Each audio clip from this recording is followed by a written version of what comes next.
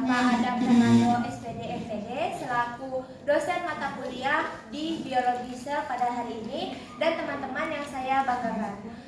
Puji syukur kita hadiahkan kepada Allah Subhanahu wa Ta'ala karena berkat rahmat dan nikmatnya kita dapat berkumpul di kelas ini dalam keadaan sehat walafiat.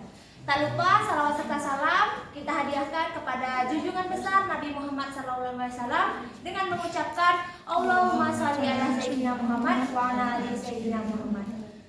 Baiklah, selanjutnya dari kelompok 11 akan menampilkan sebuah infografis yang berjudul siklus sel. Untuk itu dari saya sendiri, Dea Samputri sebagai moderator, dan anggota kelompok 11 ada Dwi Aprela dan Silawati. Untuk itu topik pembahasan yang pertama akan dibahas oleh Dwi. Kepada Dwi saya persilakan. Oke, baik, terima kasih kepada moderator. Nah, sebelumnya kita hari ini akan membahas tentang siklus sel. Nah, seperti yang kita tahu pada masa SMA, SMP juga kelas 9 akhir kita sudah pernah membahas namanya siklus sel, tapi itu di bagian pembelahan sel. Nah, saya akan mengingatkan kembali siklus sel itu apa. Siklus sel itu adalah perubahan yang terjadi pada satu generasi kehidupan sel yang dimulai pada saat sel diproduksi lewat pembelahan sel induk sampai terbentuklah yang namanya sel anakan yang baru. Nah, di sini sebelum kita masuk ke fase-fasenya, di sini ada namanya fase interfase. Nah, yang seperti kita tahu, sebelum masuk ke fase mitosis atau meiosis, pasti akan melakukan yang namanya interfase terlebih dahulu. Karena interfase ini merupakan siklus sel yang merupakan yang paling panjang atau terpanjang di fase sel. Nah, di sini bagian pertama dari interfase ini adalah fase G1. Fase G1 itu adalah merupakan waktu yang paling lama di masa interfase.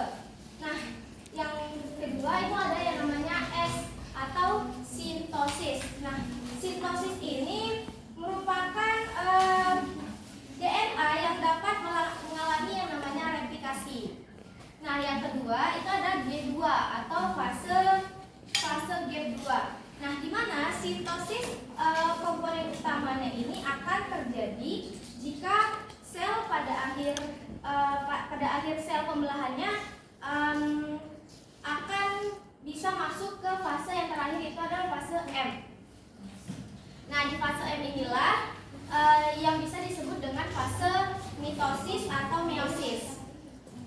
Nah, fase M ini setelah selesai, maka kedua inti sel atau kedua inti anak sel itu akan terbentuk yang namanya pembelahan sel. Nah, kita akan masuk ke variasi siklus sel. Di sini ada yang namanya mitosis.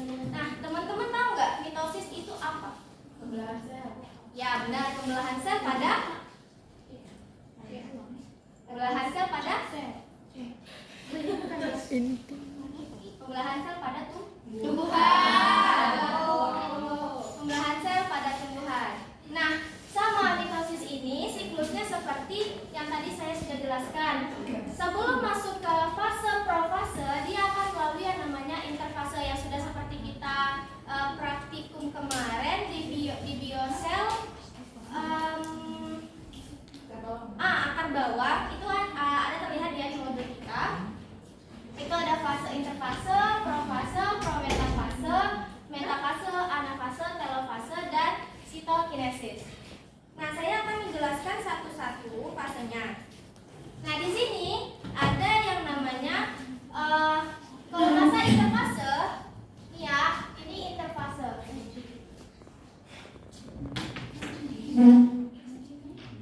Masa interfase. Nah, pada masa interfase di sini ini adalah namanya membran sel. Plasma. Oke, di sini sebelum dia memiliki pernah ada Bapak bilang benang spindle. Nah, sebelum dia membentuk benang spindle,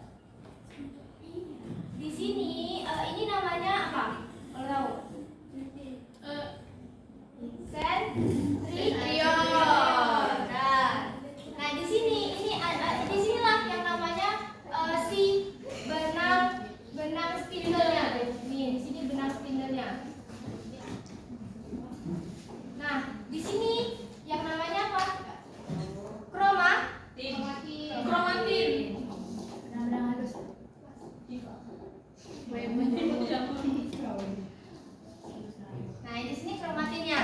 Nah, sebelum dia masuk ke fase profase, si benang spindle dan juga sentriolnya itu belum membentuk seperti jaring-jaring. Nah, seperti yang teman-teman lihat di sini belum membentuk ya di fase interfase.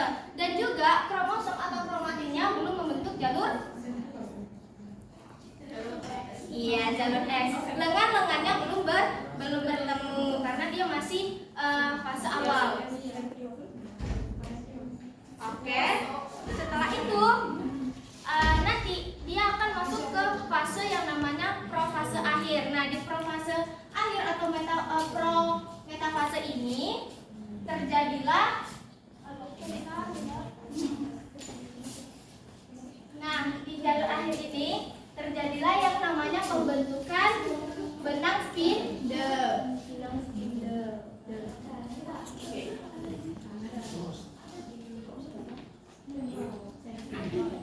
Benang. Nah, di sini dia. Di sini kromosomnya sudah akan menjalur untuk membentuk X. Nah, sudah tuh masuklah ke fase metafase. Nah, di masa metafase ini belum. Sebelum masuk metafase, profase ini siapa namanya nih? Kromatinnya ini akan masuk ke dalam yang namanya benang spindle. Jadi kan dia bulat gini kan. Nah, nanti benang spindlenya ini akan berada di antara ini. Gini. Nah, masuklah si membran ini dan dalam bentuk sudah membentuk X. Ini untuk mitosis dulu ya. Mitosis dulu. Nah, sudah masuk ke dalam membran ini, barulah masuk metafase. Nah, di sini si kromosomnya ini akan dibimbing oleh yang namanya benang spindle untuk berada di tengah-tengah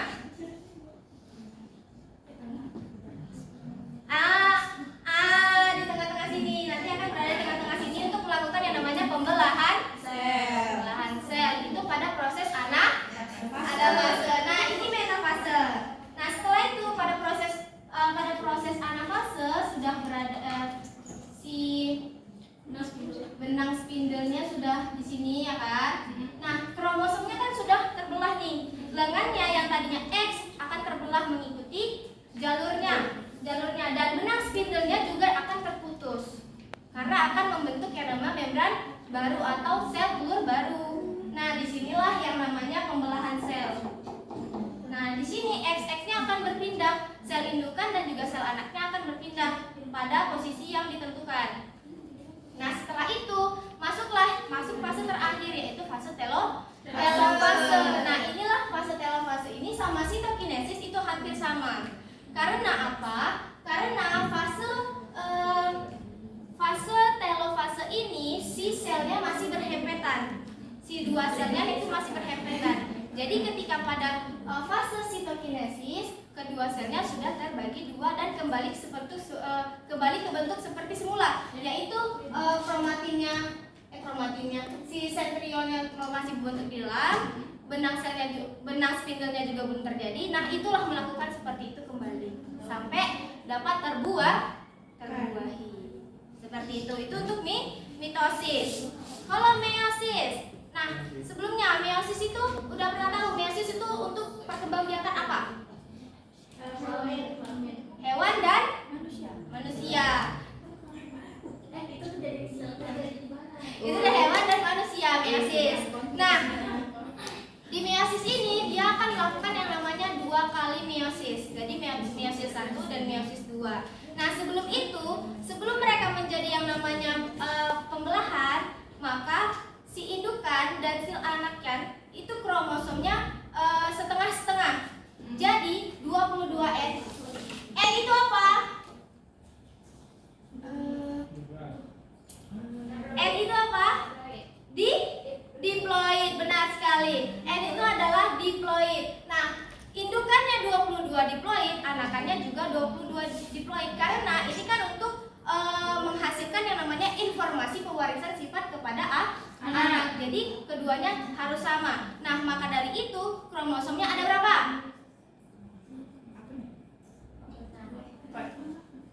Enggak, betul. Jadi kromosomnya segitu karena siapa namanya? Kromosom si indukan dan anakan harus seimbang. Harus seimbang.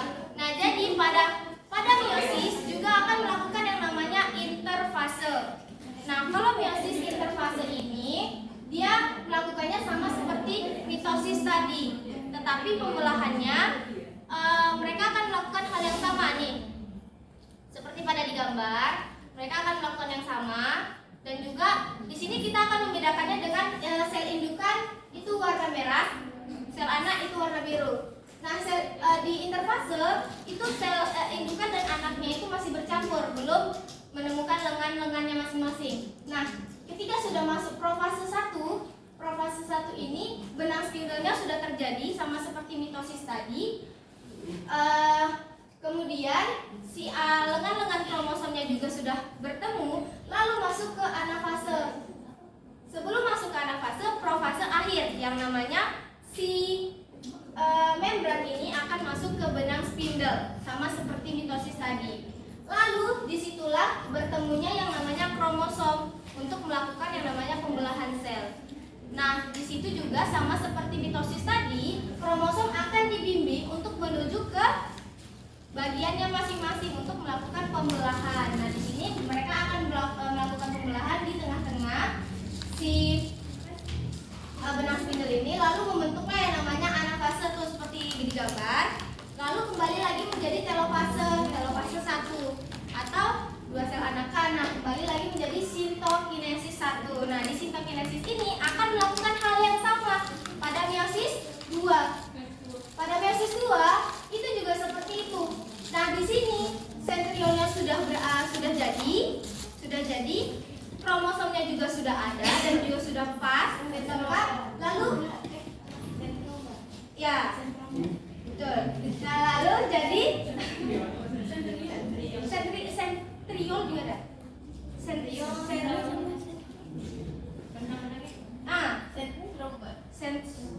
Sentromer itu lengan di tengah. Ini sentromer. Kalau sentriol itu yang ini. Tengah-tengah. Oke? Oke. Nah, jadi di situlah terjadi yang nama pembelahan sel. Kalau di hewan dan juga di manusia itu akan melakukan pembelahan sel sebanyak 4 pembelahan. Nanti akan jadi 2, jadi kembali lagi seperti semula dan kembali menjadi 4 sel indukan. Oke, sampai sini itu saja yang dapat saya sampaikan. Saya kembalikan ke moderator dan terima kasih. Oke, baiklah. Terima kasih kepada Dwi yang telah tadi menjelaskan materi pertama. Selanjutnya materi kedua akan dijelaskan oleh Silawati. Kepada Silawati, saya persilakan. Oke, baik, selanjutnya saya akan menjelaskan tentang diferensiasi sel. Diferensiasi sel merupakan proses tumbuh dan berkembangnya sel ke arah fungsi khusus yang tidak dimiliki oleh sel asal. Proses diferensiasi adalah proses berbentuknya sifat-sifat yang baru atau menghilangnya sifat yang tidak ada sehingga sel mendapat sifat dan struktur yang baru. Nah, di sini terdapat tahap diferensiasi sel. Yang pertama itu ada zigot. Zigot merupakan suatu ovum yang ventilasinya dibuahi oleh spermatozoid. Yang kedua itu ada blastula. Blastula itu terjadi di tingkat pertumbuhan yang terbentuk kelompok sel yang akan menjadi jaringan utama tubuh. Diferensiasi sel akan terjadi pada kelompok sel. Setelah berdiferensiasi, populasi sel akan menjadi epidermis, saraf, notokot, dan medosom. Selanjutnya itu ada blastula. Di tingkat blastula, embrio akan mengandung tiga lapis benih yang terdiri dari sel-sel yang tersusun di daerah tertentu. Selanjutnya itu yang keempat ada tabulasi. Di tingkat ini ketiga lapis yang berupa bumbung merupakan bumbung epidermis yang terlingkup seluruh permukaan tubuh. Selanjutnya itu yang kelima ada organogenesis. Di tingkat ini diferensiasi lebih dirinci lagi. Di sini akan terbentuk seluruh macam jaringan dan alat tubuh secara lengkap. Selanjutnya itu ada pembelahan sel. seperti yang telah dijelaskan oleh Dewi, pembelahan sel adalah suatu proses yang membagi satu sel induk menjadi 2 atau lebih sel anak. Nah, tujuan dari pembelahan sel ini yaitu untuk menambah jumlah dan jenis sel. Selanjutnya ada pertumbuhan sel.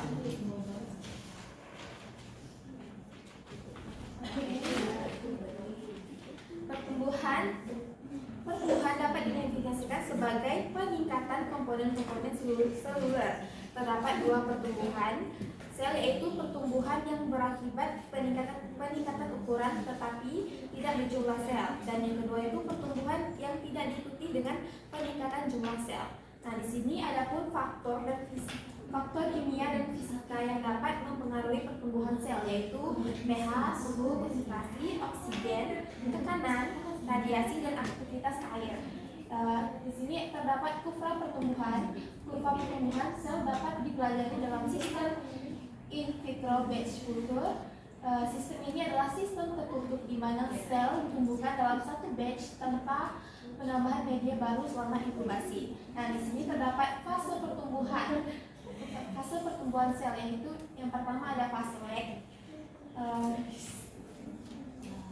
Fase lag bisa juga disebut dengan fase penyesuaian, merupakan fase penyesuaian bakteri dengan lingkungan yang baru. Nah, dalam fase lag ini tergantung pada komposisi media, pH, suhu, aerasi, jumlah sel pada inokulum awal, dan sifat fisiologis mikroorganisme pada media sebelumnya. Yang kedua itu ada fase eksponensial. Fase ini ditandai dengan terjadinya periode pertumbuhan yang cepat. Setiap sel dalam populasi membelah menjadi 2 sel. Yang ketiga itu ada fase stasioner.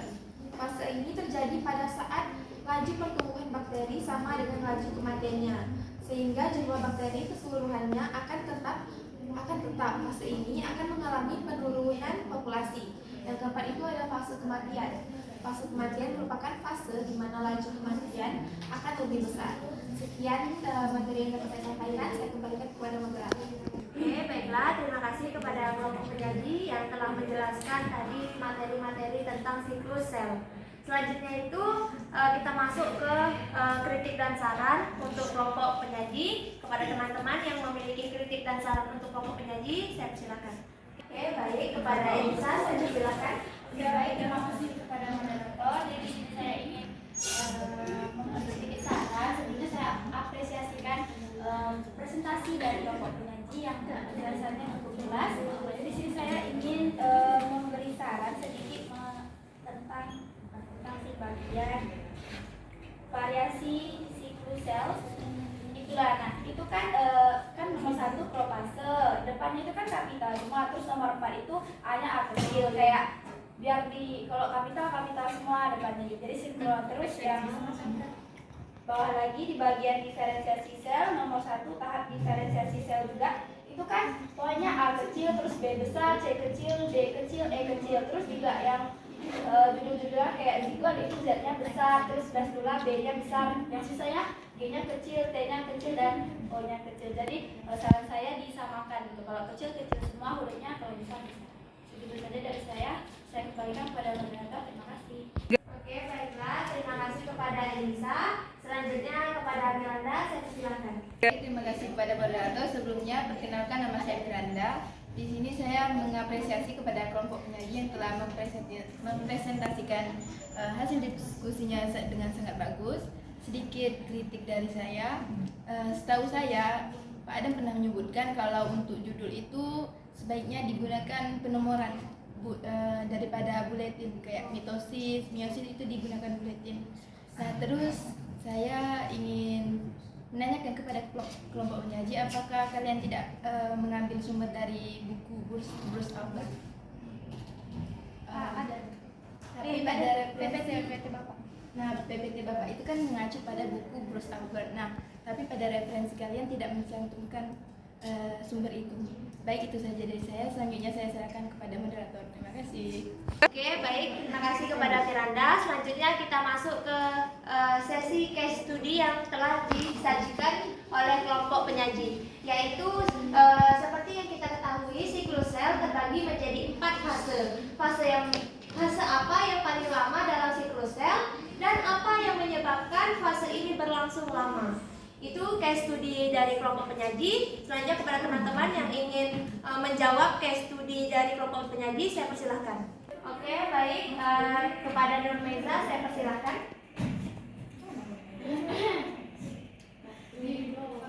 Oke, baik, terima kasih kepada moderator. Nah, historinya ada seperti yang kita ketahui, siklus sel terbagi menjadi 4 fase. Fase apa yang paling lama dalam siklus sel dan apa yang menyebabkan fase ini berlangsung lama. Nah, interfase ini adalah fase terpanjang dalam siklus sel yang menyita durasi 90% dari total keseluruhan waktu siklus sel. Nah, interfase membutuhkan waktu yang sangat lama karena merupakan fase persiapan yang terdiri dari di situ tadi ada tahapan. Nah, pada fase G1 atau first gate fase, yaitu persiapan dia buat yang membuat lama ini adalah dia menyiapkan enzim dan protein untuk replikasi sel dan pemeriksaan DNA apakah ada kerusakan atau tidak. Nah, inilah yang menyebabkan fase tersebut berlangsung lama. Oke, sekian saya kembalikan ke moderator. Baik, terima kasih kepada Nurmeza. Selanjutnya kepada Putri Jaya, saya persilahkan. Baik, terima kasih kepada moderator. Nah, saya setuju dengan jawaban Nurmeza. Di sini saya sedikit menambahkan jawaban dari kelompok penyaji, dari Nurmeza, di mana jawabannya itu dalam siklus sel fase yang paling lama adalah fase G1. Nah, fase ini melibatkan pertumbuhan sel dan persiapan untuk fase S, di mana replikasi DNA terjadi. Nah, apakah faktor seperti sinyal pertumbuhan dan kondisi lingkungan dapat mempengaruhi durasi fase G1? Dan sel dapat memilih untuk tetap berada dalam fase ini untuk waktu yang lebih lama sebelum memasuki fase S. Nah, selama fase G1 dari siklus sel mengalami pertumbuhan dengan meningkatkan ukurannya dan berkembang dengan mensintesis protein dan organel baru. Nah, fase ini juga dikenal sebagai fase celah pertama, di mana sel bersiap untuk replikasi DNA dan fase S. Nah, selama G1, sel memeriksa kerusakan pada DNA-nya dan memastikan bahwa lingkungan mendukung pembelahan sel. Nah, setelah sel melewati pos pemeriksaan G1, sel melanjutkan ke fase S, tempat terjadinya replikasi DNA. Baiklah, itu saja tambahan dari jawaban saya kembalikan kepada moderator. Terima kasih. Baiklah, terima kasih kepada Putri Jaya. Selanjutnya kepada Putri Hindari, saya persilahkan. Izin untuk menambahkan jawaban dari Nurmeza dan juga Putri Jaya. Tadi sebenarnya sudah disinggung oleh kelompok penyaji, sudah dijelaskan on Dwi bahwa fase yang terlama itu adalah di G1. Jadi ada beberapa faktor yang mempengaruhi lamanya fase di G1 ini, seperti ukuran sel. Jadi semakin besar ukuran sel tersebut, semakin lama fase G1 berlangsung karena sel harus tumbuh dan juga memperbanyak organel-organel yang diperlukan untuk memenuhi kebutuhan sel yang lebih besar. Kemudian tadi juga sudah disinggung oleh Putri Jaya, kondisi lingkungan. Jadi faktor-faktor seperti nutrisi, suhu, kemudian faktor pertumbuhan juga dapat mempengaruhi lamanya fase G1 ini. Jika kondisi lingkungan tidak mendukung, maka pertumbuhan sel pada fase G1 ini dapat berlangsung lebih lama. Kemudian sinyal regulasi. Sel-sel menerima dan sinyal dari lingkungan dan dari sel-sel tetangga untuk mengatur lamanya fase G1. Nah, sinyal-sinyal ini dapat memperpanjang atau memperpendek fase G1. Jadi, fase G1 ini adalah fase yang paling lama dalam siklus sel dan lamanya fase ini dipengaruhi oleh faktor-faktor seperti tadi sudah saya jelaskan, ukuran sel, jenis sel, kondisi lingkungan dan juga sinyal regulasi. Ya, baiklah, itu dari saya kembalikan kepada moderator. Oke, baik. Terima kasih kepada Putri Hasdari yang telah memberikan tambahan atas case studi dari kelompok penyaji sajikan tadi. Selanjutnya itu ada penguatan dari kelompok penyaji yang akan dijelaskan oleh Dwi. Kepada Dwi, saya persilakan.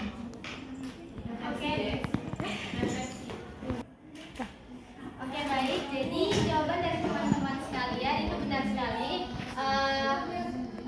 Fase yang paling lama di siklus 4 fase tadi adalah G1 yang sudah saya jelaskan sedikit tadi. Karena apa? Karena fase ini harus melakukan yang namanya persiapan sebelum masuk ke tahap pembelahan. Nah, fase ini akan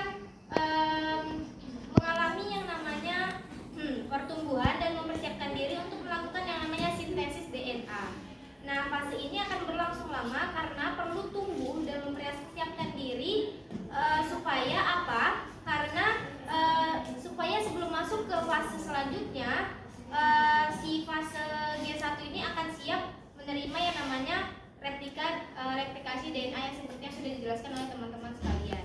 Baik, saya kembalikan ke moderator. Oke, baiklah, itu tadi refleksi dari kelompok penyaji. Sudah case studi sudah dijawab dan sudah diberikan refleksi. Selanjutnya itu kita tutup dengan terima kasih kepada teman-teman yang telah memberikan tanggapan atau jawaban atas case studi yang kelompok penyaji tadi berikan. Mohon maaf apabila ada kesalahan. Saya sebagai moderator dan kelompok penyaji mohon maaf apabila ada kesalahan. Kami tutup dengan wabillahi taufik wal hidayah. Wassalamualaikum warahmatullahi wabarakatuh. Waalaikumsalam.